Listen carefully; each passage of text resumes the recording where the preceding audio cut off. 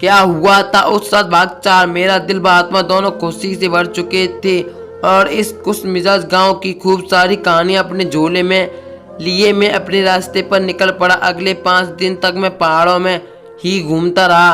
अजोग और पूर्ति नाम के आसपास के 2 गांव देखे, कुछ अन्य गांवों में रुका भी।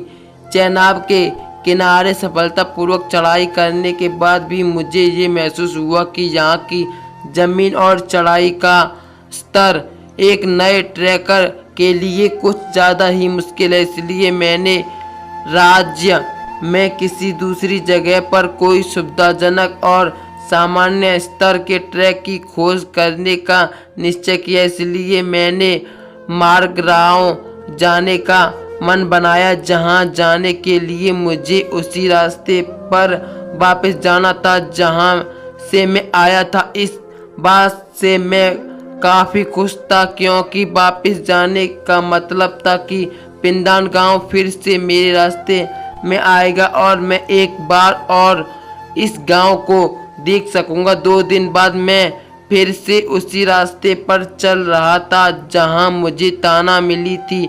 वहां से मैंने वो रास्ता पकड़ लिया जहां से मैं ताना के साथ उसके गांव की ओर गया था। जंगल में भटकते भटकते आधा घंटा बीत चुका था, मगर पिंदान गांव का अभी तक कोई अता पता नहीं था। मुझे लगा कि मैं शायद रास्ता भूल गया हूँ, तो मैंने वापस पीछे पक्की सड़क पर जाकर किसी आगे जाने वाले से मदद लेने की सोची। शाम हो चुकी थी। कुछ देर इंतजार करने के बाद मैंने दूर से एक आदमी को मेरी ओर ही आते देखा। मैंने उसे रुकने का इशारा किया। सुनिए, क्या आप मुझे पिंदान की ओर जाने वाला रास्ता बता सकते हैं क्या? पिंदान यहाँ से 10 मीटर की दूरी पर जो गांव है। क्षमा करें भैया, मुझे इस नाम के कोई भी गांव नहीं पता है, और वैसे भी शाम के समय तो आपको यहाँ होना ही नहीं चाहिए। क्या बात कर रहे हो? आज से 1 हफ्ते पहले मैं यहाँ एक लड़की से मिला था जो मुझे अपने गांव ले गई थी। उसका गांव यहाँ से मुश्किल से 800 से 900 मीटर की दूरी पर होगा, लेकिन अब मुझे ढूंढने पर भी उस गांव की ओर जाने वाला रास्ता नहीं मिल रहा है।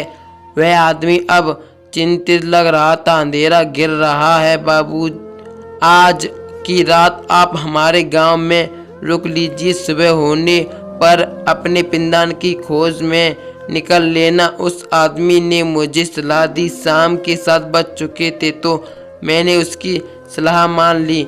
इस समय तो उस आदमी की सलाह मानना ही मुझे सही लग रहा था। मैं उस आदमी के जुगाड़ पर बैठ गया। मात्र 1 किलोमीटर की दूरी पर जाते ही वह आदमी फिर बोल पड़ा, क्या आपको ताना नाम की कोई लड़की मिली थी?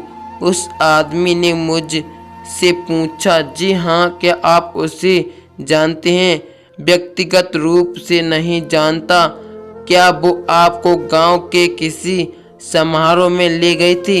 हेलो सो फ्रेंड्स, भाग 5 देखने के लिए कमेंट करें। हमारी वीडियो अच्छी लगी हो तो वीडियो को लाइक करें, और ऐसी ही दिलचस्प कहानियाँ सुनने के लिए हमारे चैनल को सब्सक्राइब करें और बेल आइकन जरूर दबाएं, जिससे हमारी आने वाली हर एक वीडियो आप तक ज़रूर पहुँचे। Thank you so much guys, thanks YouTube family. Bye bye, take you, धन्यवाद।